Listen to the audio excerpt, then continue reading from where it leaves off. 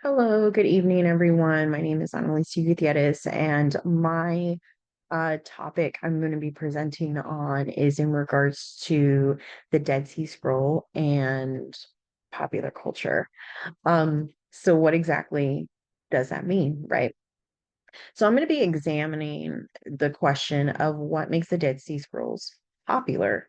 Now, usually academia and religion are not the sole reason something becomes very sensationalized, right?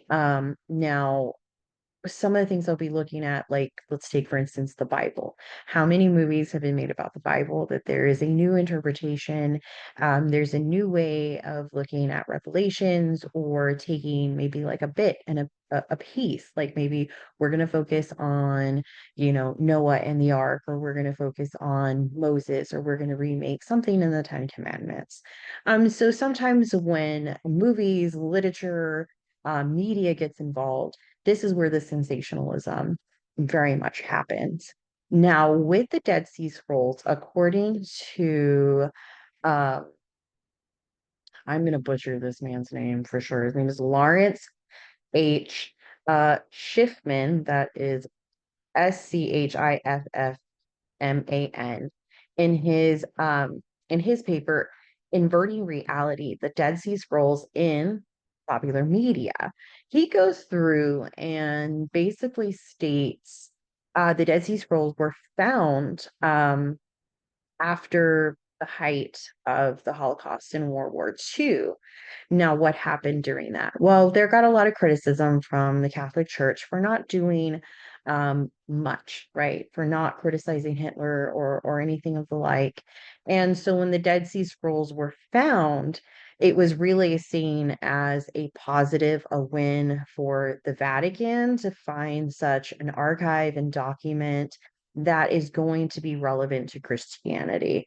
So immediately the Dead Sea Scrolls, because they were released by the Vatican, are seen as a way to let's get people back to Christianity, as opposed to let's talk about Judaism or let's talk about anything in the historical critical time period. Because of the criticism the Catholic Church was receiving heavily after World War One. Now, immediately British like media kind of took over on this. Let me take a look here. So, according to George J. Brooke, that's Brooke, in his article, The Scrolls in British Media, looking back to the 80s, 90s, and early 2000s, he talks about that immediately after the scrolls were found, they started doing radio. Okay.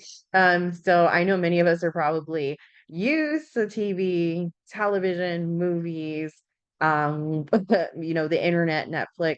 When the scrolls were discovered, that was not the popular media that was out at the time. So it was actually radio broadcast and a sense of series. So the way that you would sit down to watch Netflix, people would sit down around the radio to listen into what was happening. So in 1956, J.M. Allegor, Egro, started this sensationalism of the Dead Sea Scrolls and immediately wanting to um, popularize them, immediately wanting to talk about them, and creating a sense of let's get views and essentially not views, but like let's get people to dial in and listen to ask questions about this. Um, so they started going through like resurrecting the Dead Sea Scrolls, secrets of the sea and what's happening, holy treasure of the pharaohs. So it was really seen more as let's talk about treasure hunting. Let's look at this more in this way as opposed to like let's talk about anything doing with academia or even religion in general. Now, partly Brooke states that this is the fault of BBC, the British Broadcasting Channel or network, however, at the time that they were called, commonly now it's BBC. And so, currently, Britain has always prided itself that all of its television, radio, any type of broadcasting is always founded on the idea of academia, and it's always founded on a way of educating the populace and the people, right? This is a way for you to get academia right through to right into your home. And unfortunately, what Brooks says is that they were going through a shift. It took about 10 to 15 years for the British Broadcasting Network to finally say, we are not at all connected to any type of academic work whatsoever. It is all about sensationalism.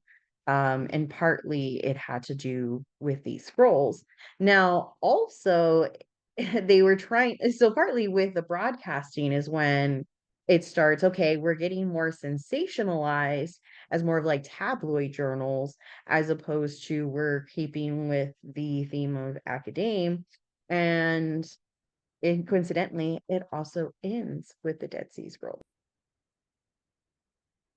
So the BBC network in 1994 wanted to commission its Roger Bolton's Productions to create either like a mini series program or a docu-series about the Dead Sea Scrolls and how they are contributing to um society at large. Now they're mainly focused on Eisman, Eisenman, and Wise, Wise scholars. Now in 1993, what they were associated with was a New York conference on the Dead Sea Scrolls. And what they immediately realized is that there was so much information from theologians, from historians, archaeologists, and like just basically from academia in general, that there were so many contradicting theories to what Eisman and Wise were saying, that the series was not able to provide every single angle and alternative thought. And so they had the conference canceled in order to kind of say, these are the two leading experts. And so it was soon after this that the BBC network was like, yeah, we're doing some shady stuff. And we can obviously see that with what we're doing with the Dead Sea Scrolls. We're trying to control the narrative, make it very sensational as possible, as opposed to informative. And so that's kind of around the time the BBC network dropped the notion of being entirely part of education. Now, what Ruth Clemens in her On the Fringe at the Center, Close Encounters Between Popular Culture and the Oren Center for the Study of the Dead Sea Scrolls. Now, what she gets into with popular media is that she finds this idea of trying to romanticize a link between the Dead Sea Scrolls and Jesus. Very, very much in the realm of let's keep it back in Christianity.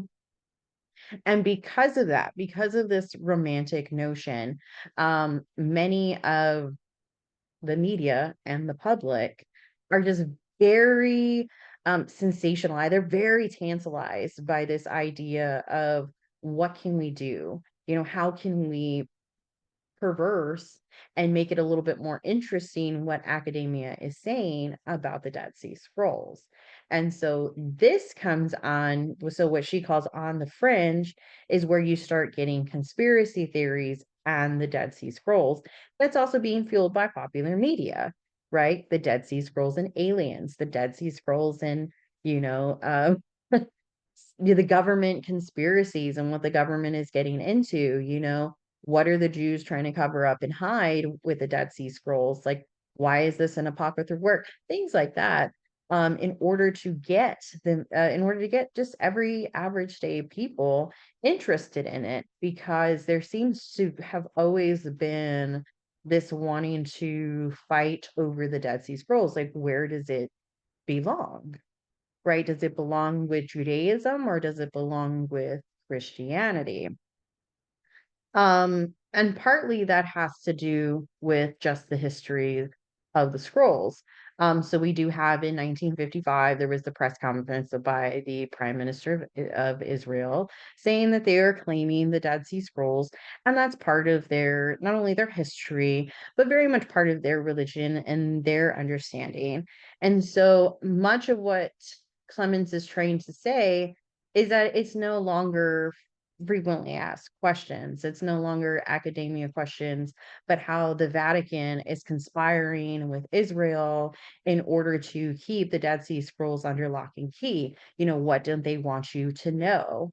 Um, but very much kept in this idea um, of like treasure hunting or treasure seeking. Now, I'm sure we can make the argument that if one of Pharaoh's tombs was discovered or some other type of artifact was discovered during this time of media broadcasting and television and movies and multiple magazine articles, that anything could have been kind of caught up into this frenzy of information on what exactly it is. Um, and then the idea of Qumran being a cult, right? Like, what is this doomsday cult trying to say? As opposed to saying, well, academically speaking, this is what's happening, um, so to speak, or this is what we have an idea of what they could be doing in their closed community. It really becomes an idea of this doomsday cult is trying to lure you away from your faith, and other things like that. Just because media just happens to be there. Popular culture just happens to be there. And you'd be surprised with how much popular culture does play a part in what you think and what you know. Like, how many times have you watch some type of sci-fi movie, or you watch some type of into the world movie, and they're like, oh, we can go back to the Mayan Codex. That's where this is from. We can go back to the Dead Sea Scrolls, and this is what it says is going to happen. We can go back to the Bible and look at Revelations. We can go back and look at this, that, and the other.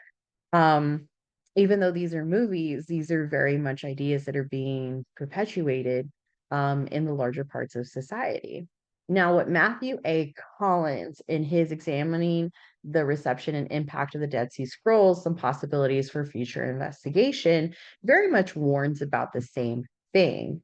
Now that we've come further, we haven't necessarily gotten better. So, from the time that the scrolls were found, from the time that we had this broadcasting series in England from 1954 to now in 2024, we haven't really learned our lesson, right? We like to have this idea of there's Qumran studies, there's scrolls studies, there's biblical studies and gender issues, but we also like to say, well, what else is out there in literature, film, music, and art? And what does that play a role in documentaries and exhibits, in the newspapers, right? And it's because I mean, we're just we're very much part of the idea that this is, you know,